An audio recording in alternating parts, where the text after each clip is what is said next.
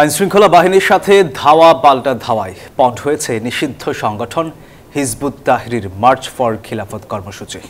শুক্রবার জুমার নামাজের পর নিষিদ্ধ সংগঠনটি মিছিল নিয়ে বের হলে পুলিশ কাঁদানে গ্যাস, সাউন্ড গ্রেনেড ও লাঠিচার্জ করে মিছিল পণ্ড করে দেয়। এ সময় আটক করা হয় বেশ কয়েকজনকে।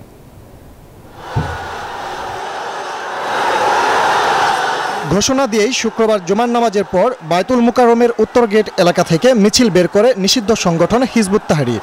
মিছিলটি পল্টন হয়ে বিজয়নগরের দিকে এগুলে পুলিশের বাধার মুখে পড়ে। পরে পুলিশ টিয়ার গ্যাস ও সাউন্ড গ্রেনেড ছড়লে এক দফা ছত্রভঙ্গ হয়ে যায় হিজবুত তাহরিরের কর্মীরা। পরে আবারও একত্রিত হয়ে মিছিল শুরুর চেষ্টা চালালে টিয়ার শেল নিক্ষেপ করে আইন শৃঙ্খলা রক্ষাকারী বাহিনীর সদস্যরা।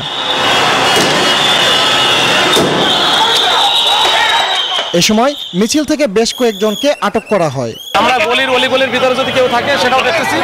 কিছু আটক আছে, এটা আমরা পরে জানাবো, আমাদের কমিশনার স্যার জানাবে, মিডিয়া অফিসার জানাবে। তারা কি কোনো স্টেপ নিয়েছিল? না, তারা মিছিল করার চেষ্টা করছিল, ওরা মিছিল করতে দেয় না। এর আগে সকাল থেকে নিষিদ্ধ সংগঠন হিজবুত তাহরিরের মার্চ ফর খিলাফত কর্মসূচি ঘিরে জাতীয় মসজিদ বায়তুল মুকাররম এলাকায় সতর্ক অবস্থানে ছিল পুলিশ। ফজলে রাব্বি, সৌরভ, নিউজ 24, ঢাকা।